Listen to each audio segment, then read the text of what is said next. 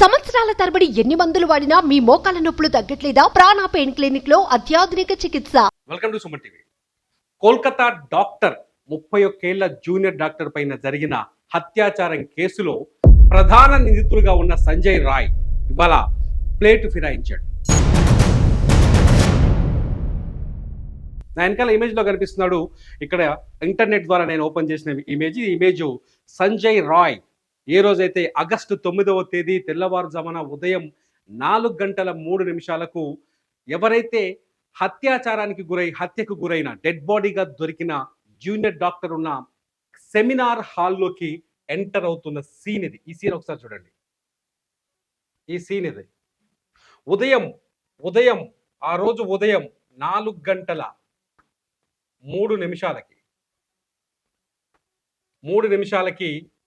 ఈ సంఘటన జరిగింది. ఇవాళ ఏం చెప్తున్నాడు సంజయ్ రాయ్? చాలా స్పష్టంగా అత్యాచారం జరిగింది, దేశం మొత్తం నిరసన వ్యక్తం చేస్తుంది. సంజయ్ రాయ్ ఇవాళ ఆ కేసు నుంచి ఎలా తప్పించుకోవాలో ఒక ప్లాన్ చేసుకున్నాడు, స్పష్టంగా అర్థమవుతుంది. నిన్న సంజయ్ రాయ్కి సిబిఐ పాలిగ్రాఫ్ టెస్ట్, అదే లైట్ డిటెక్టర్ టెస్ట్ ఏర్పాటు చేసింది. లైట్ డిటెక్టర్ టెస్ట్ నిర్వహించింది. ఈ టెస్ట్లోనే సంజయ్ రాయ్ చెప్పిన సమాధానాలు ఇవాళ దేశం మొత్తాన్ని ఆశ్చర్యంలోకి ముంచెత్తినట్లయింది, దేశం మొత్తాన్ని అవాక్కయ్యేలా చేసింది. సంజయ్ రాయ్ చాలా స్పష్టంగా సిబిఐ నిర్వహించిన లైట్ డిటెక్టర్ టెస్ట్లో ఒక విషయాన్ని చెప్పాడు. నేను ఆ బాధితురాలిపైన, విక్టిమ్ పైన అత్యాచారం చేయలేదు, ఆ హత్యకు నాకు ఎటువంటి సంబంధం లేదు అని చెప్తున్నారు. మరి ఎందుకు పోయినవరా నాయన? పొద్దున తెల్లవారుజామున 4:03 నువ్వు కనిపిస్తున్నావు, వాడు సీసీ కెమెరా ఫుటేజ్లో కనిపిస్తుంది. నువ్వు వాడికి ఎందుకు పోయినావు అని అడిగితే ఏం చెప్తున్నాడో తెలుసా? ఆ రోజు ఉదయం నేను పోయింది వాస్తవమే, సెమినార్ హాల్లోకి వెళ్ళి చూసేసరికి ఆమె అప్పటికే హత్యకు గురై డెడ్ బాడీగా కనిపించింది. అక్కడ రక్తం అంతా కనిపించింది. అది చూడగానే నాకు భయం వేసింది, అక్కడి నుంచి పారిపోయాను అని చెప్తున్నాడు సంజయ్ రాయ్. ఇది అంతా ఒక కట్టుకథలా కనిపిస్తుంది. సంజయ్ రాయ్ గనక ఆ బాధితురాలపై, ఆ టైంలో బాధితురాలపై అత్యాచారం చేయకపోతే మరి హంతకుడు ఎవరు డాక్టర్ని చంపారు? ఎవరైనా చంపేసి సంజయ్ రాయ్ని కావాలని అక్కడికి పంపించారా? సంజయ్ రాయ్ ఉద్దేశపూర్వకంగా అక్కడికి వెళ్ళి నేరం చేసి ఇప్పుడు తప్పించుకోవడానికి ప్రయత్నిస్తున్నాడా? లైట్ డిటెక్టర్ టెస్టులో అబద్ధం వచ్చిందా, రిజల్ట్ నిజం వచ్చిందా అన్నది ఇప్పుడు ఆసక్తికరంగా మారుతుంది. అయితే సంజయ్ రాయ్ ఈ హత్య చేసినట్టుగా సిబిఐ దగ్గర కానీ ప్రాథమిక విచారణలో కానీ కొన్ని ఆధారాలు దొరికాయి. చాలా స్పష్టంగా చెప్పొచ్చు. ఆధారం నెంబర్ 1, ఈ టైమింగే ఉదయం ఆగస్టు 9వ తేదీ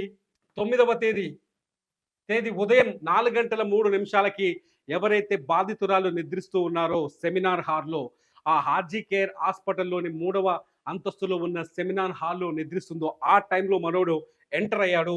ఈ ఇమేజే దానికి నిదర్శనం. ఆ తర్వాత 4:32 అంటే అతను లోపలికి వెళ్ళి ఉదయం 4:32 బయటకు వచ్చాడు.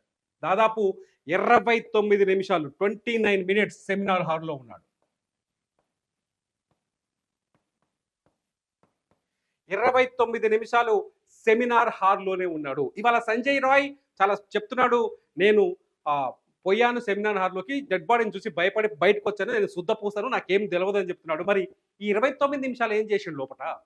సెమినార్ హాల్లోకి వెళ్ళి ఆ 29 నిమిషాలు నోరు మూసుకొని ఎందుకు వచ్చిండు? సెమినార్ హాల్లోకి వెళ్ళి సెక్యూరిటీ గార్డుగా పనిచేస్తున్న సంజయ్ రాయ్ ఎందుకు ఆసుపత్రిలో ఇంత పెద్ద ఇన్సిడెంట్ జరిగిందని మిగతా వాళ్ళకి చెప్పలేదు? చెప్పకుండా అక్కడి నుంచి పారిపోయాడు. ఆసుపత్రిలోనే ఉన్నాడు కదా, ఎందుకు పారిపోయాడు? ఇదే అసలైన ప్రశ్న.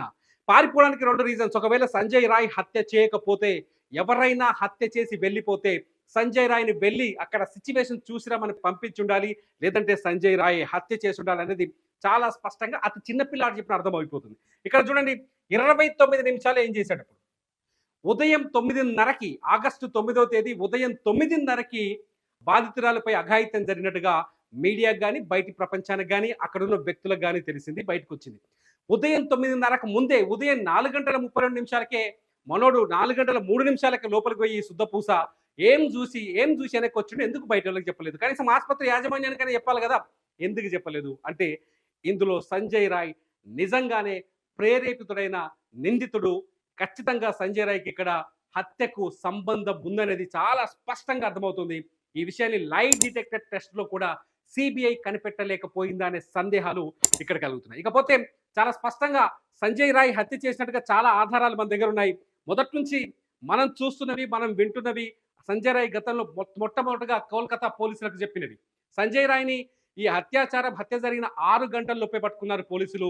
మొదట ఆత్మహత్య అని ఒక 3 గంటల పాటు ఆపారు. ఆ వివాదంతా పక్కన పెడితే సంజయ్ రాయ్ని అతని బ్లూటూత్ హెడ్సెట్, అతని చెవిలో పెట్టుకునే బ్లూటూత్ హెడ్సెట్ ఆధారంగా సంజయ్ రాయ్ని పట్టుకున్నారు.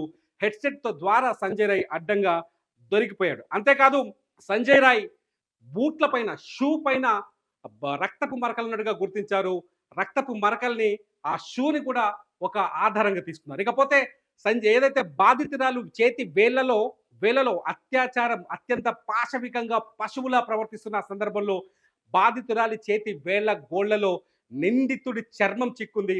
ఆ చర్మం కూడా సంజయ్ రాయ్దే అని చెప్పేసి స్పష్టంగా కోల్కతా పోలీసులు మొదట రాసిన నివేదికలు చెప్పారు. అంతేకాదు సంజయ్ రాయ్ ముఖం పైన గాయాలు కూడా అయ్యాయి. సంజయ్ రాయ్ ముఖం పైన ఏదైతే ఇన్సిడెంట్ జరిగినప్పుడు బాధితురాలు రక్కినట్టుగా కొన్ని గాయాలు కనిపించాయి. ఆ గాయాల గురించి మాట్లాడితే సంజయ్ రాయ్ నోరు విప్పటం లేదు. సంజయ్ రాయ్ అఘాయిత్యానికి పాల్పడ్డట్టుగా అనేక ఆధారాలు కనిపిస్తున్నాయి. అంతేకాదు సంజయ్ రాయ్ ప్రవర్తన పైన కూడా చాలా స్పష్టంగా ఉంది. అతను ఒక విమనైజర్, అతను ఒక పోర్నోగ్రఫీ అడిక్టెడ్ క్యాండిడేట్. అంటే ఈ అశ్లీల దృశ్యాలు, రెడ్ లైట్ ఏరియాకి తిరగడాలు, అత్యంత నీచంగా పశువు లాంటి వ్యక్తి అని చెప్పేసి సిబిఐ ప్రాథమిక రిపోర్ట్స్లో, తాజాగా ఇన్వెస్టిగేషన్ మొదలుపెట్టిన సిబిఐ ప్రాథమిక రిపోర్ట్స్లో కూడా తెలియదు. ఇవన్నీ ఉన్న తర్వాత కూడా అతను బ్లూటూత్ దొరికింది. అతను ఉదయం 4:03 సెమినార్ హాల్లోకి వెళ్ళాడు. 29 నిమిషాల పాటు సెమినార్ హాల్లో ఉన్నాడు. 4:32 సెమినార్ హాల్ నుంచి బయటకు వచ్చాడు. నాకేం తెలియదని చెప్తున్నాడు ఆ సుద్దపూస. ఆ సుద్దపూసనే ఈ హత్య చేసినట్టుగా అనేక ఆధారాలు కనిపిస్తున్నాయి. 4:03 పోయినట్టు సీసీ కెమెరా ఫుటేజ్ చెప్తోంది. అతను అంతకు ముందు రోజు ఆగస్టు 8వ తేదీ రాత్రి 2:45 ఎవరైతే బాధితురాలు ఉన్నారో ఆమెతో మాట్లాడినట్టుగా ఆధారాలు ఉన్నాయి. అంతేకాదు బాధితురాలు హాస్పిటల్లో తన వైద్యం చేసుకుంటూ ఉంటే ఆమె ఫ్రెండ్స్తో కలిసి టీ తాగుతున్న సందర్భంలో ఆమెని చుట్టూ రెక్కీ చేసిన ఆధారాలు ఉన్నాయి. అంతేకాదు అతను వచ్చిన తర్వాత, ఇన్సిడెంట్ జరిగిన తర్వాత అతను ఎవరికి చెప్పకుండా పారిపోయాడు. ఇది కూడా ఒక ఆధారం కింద తీసుకుంటారు. ఇదే కాదు, అతని బాధితురాలి చేతి వేళ్ల గోళ్లలో చర్మం ఉన్నట్టుగా ప్రాథమిక నివేదికలు చెప్తున్నాయి. బాధితురాలు ఎవడైతే నిందితున్నారో తన షూ పైన రక్తపు మరకలు ఉన్నట్టుగా కొన్ని నివేదికలు చెప్తున్నాయి. ఇవన్నీ చూస్తుంటే సంజయ్ రాయే నిందితుడని అన్ని ఆధారాలు చెబుతున్నప్పటికీ సంజయ్ రాయ్ మాత్రం నేనే తప్పు చేయలేదు, నేను అఘాయిత్యానికి పాల్పడలేదు అంటాడు. ఇది నమ్మశక్యంగా ఉందా? మీరే కామెంట్స్ రూపంలో చెప్పండి. బాధితురాలపై అత్యాచారం చేసి హత్య చేసింది సంజయ్ రాయా కాదా? అతను నిజాలు చెబుతున్నాడా, అబద్ధాలు చెబుతున్నారా? లై డిటెక్టర్ టెస్ట్ లో అతను చెప్పింది అబద్ధమా నిజమా? కామెంట్ రూపంలో మాకు తెలియజేయండి. మీ బిజినెస్ ఏదైనా మీ ఊర్లో ప్రమోషన్ చేయాలంటే అది సుమన్ టీవీతోనే సాధ్యం. ఇప్పుడే సంప్రదించండి.